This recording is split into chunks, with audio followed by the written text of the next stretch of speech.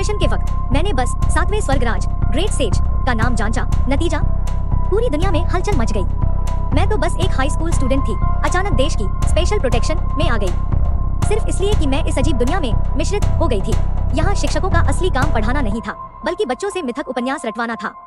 School के बाद भी 4-5 घंटे इन कहानियों को पढ़ना अनिवार्य था। यहाँ अगर कोई बढ़िया मिथकीय कहानी सुना सके तो देवता को जगा सकता है और बन सकता है चाइना का नए जमाने का टॉप अमीर। मैंने देखा एक स्टूडेंट पत्थर की मूर्तियों के पास गया, कमर पर हाथ रख बोला, पहाड़ हिलाने की ताकत से संसार बदल दूं। कायनात बनाने वाला कुल्हाड़ी वाला आधिर फिक्स कर ही देगा।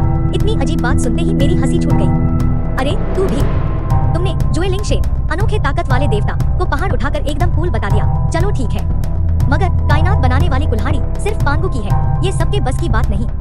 एक मामूली जुएलिंग शे अगर पांगु खुद भी साथ दे, देखो वो कितना कर लेगा। अचानक आसपास सब मुझे घूरने लगे। इतनी सीरियस जगह पे भी मैं हंस रही थी।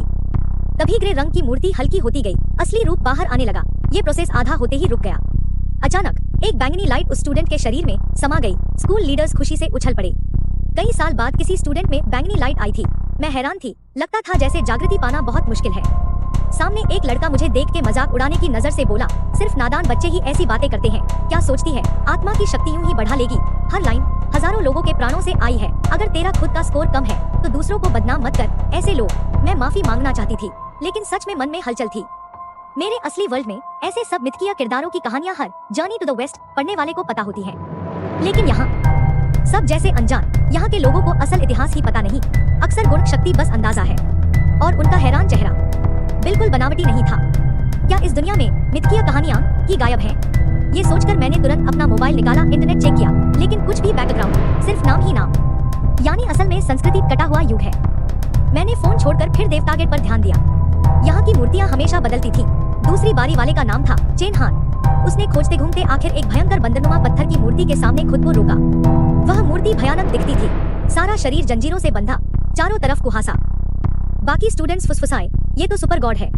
कहीं ये सुन वुकोंग हनुमान बंदरदेव तो नहीं, कम से कम गोल्ड क्वालिटी तो होगी। भाग्य खुल गया, एसएसआर टॉप रैंक देवता मिला। चाहिए क्या? आसपास सब हैरान इम्प्रेस थे, मगर मैं सहानुभूति से देख रही थी। सुन वुकोंग यानी मंकी किंग, पर मैं फौरन समझ गई कि कुछ गड़बड़ है। जंजीरें प्रकट होना समझ आता है, मंकी किंग को बंध चुके हैं, मगर ये कुहासा। असली कहानी में मंकी किंग को तैरना नहीं आता। तभी सबके सामने चेन हान बोला, हे किंग मंकी किंग, हे महाबली। सब राक्षस झुके। आपका छोटा शिष्य चेन हान आपको सलाम करता है। उसकी बात पूरी होते ही पूरा हॉल खामोश, सांसें रुक गई। सब चमत्कार की राह देख रहे थे, मगर अचानक चेन हान धम्म उधड़कर खून का कतरा बन गया और वो बंदरनुमा मूर्ति पूरा खा गई। यहाँ तक कि उसके बाल का नामो निशान नहीं बचा। लोग चीख पड़े, स्कूल लीडर भी खड़े हो गए। ये मंकी किंग नहीं, ये मूर्ति आखिर है कौन? क्या और भी बंदर देवता थे? कहीं नेशनल आर्काइव्स गलत तो नहीं?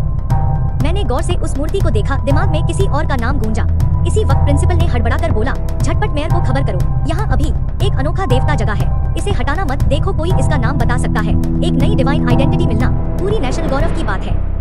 हर नए जागरूक देवता से देश की किस्मत बूस्ट होती है, यही से देश की ताकत टिकी है। 100 सालों में हमारे नेशन ने सिर्फ 500 देवता जगाए हैं, पर इसके लिए लाखों जबान कुर्बान हो चुकी है। हर साल थिएटर प्लेटफॉर्म पर एक ही देवता बुला सकते, दूसरा बुलाना मना है, वरना खतरे का डर। कई देश सिर्फ इसी आधार पर धुआंधार कमजोर हुए हैं। अगर अपनी मान्य संस्कृति नहीं तो आखिर सब उजड़ जाएगा। अगले भाग में तभी आसमान से कुछ लोग आ पहुंचे। कैंप में लीडर को देख सब झुक गए। मेजर को सलाम। मेजर ने कहा, इतना नाक नहीं फुलाओ। फिर प्रोफेसर से पूछा, कोई रिकॉर्ड है? कुछ बंदर देवताओं के जिक्र तो है, मगर असली बायोग्राफी कोई नहीं। 5 लोग चाहिए जो बुलाएंगे। हर देवता हजारों स्टूडेंट्स की जान देकर ही जागता है। इस धरती की संतान होना मतलब मरने को हरदम तैयार रहना। मेजर ने सभी की तरफ घबराहट दया में देखा। आज 5 लोग चाहिए, कोई आ रहा है। धीरे धीरे कुछ ने हिम्मत दिखाई। जो डरपोक थे हट लिए, बाकी बढ़ चले। तभी मैं आगे बढ़ी, मुझे कुछ पता है। सबकी नजरें मुझ पर। गलती हुई तो यही मरना तय। क्लास टीचर ने रोका, वह मुझे नुकसान से बचाना चाहता था। मैंने मुस्कुराकर सिर हिलाया और अगले चौंकाने को आगे बढ़ गई। अब नायक के पीओवी से मैंने लीडर को सलामी दी, फिर अन्य छात्र को देखा। कोई बुरा ना माने मैं लाइन तोड़ लूं, जरा मजाक भी किया। कदम बढ़ गया। अचानक रोशनी छिटकी। मैं अजीब स्पेस में था। हर तारा एक देवता, कुछ पास कुछ दूर। सैकड़ों तारे मेरी ओर आए, मूर्तियों में बदल गए। मुख्य मूर्तियों के अलावा सब रिफ्रेश थे। सीधे बंदर मूर्ति के पास नहीं गया, बल्कि बाकी मूर्तियां भी गौर से देखी। क्या पता कोई और खतरनाक हुआ, लेकिन लोग सोच रहे थे मैं डर गया हूँ। सब बुदबुदा रहे थे, अब क्यों नहीं बुला रहा। इसी बीच एक टीचर चीख कर बोला, देखो वो मैं 2 सिरों वाली एक विशाल प्रतिमा के आगे रुका था। उसके अंदर पंजों वाले पंख, 3 टांगे, एक स्क्रॉल इन हैंड। क्या ये वह रेईगोन है? नहीं, यह कुछ अलग है। क्या ये नॉन मिथिकल? बिल्कुल न्यू है। अब 2 नई देव प्रतिमाएं। शहर में उत्सुकता है, कौन सा बुलाया जाएगा? मगर जब मैंने असल में उस देवी की तरफ देखा, मेरा खुद का शरीर थर-थर कांप रहा था। मैंने गंभीरता से सलाम ठोका और खास पंक्ति बोली, आकाश के सम्राट, 10 सूरज के स्वामी, सब दैत्य राजाओं के राजा, दिव्य सम्राट पधारे। यह सुन सब दंग। आकाश सम्राट? महादैत्यपति?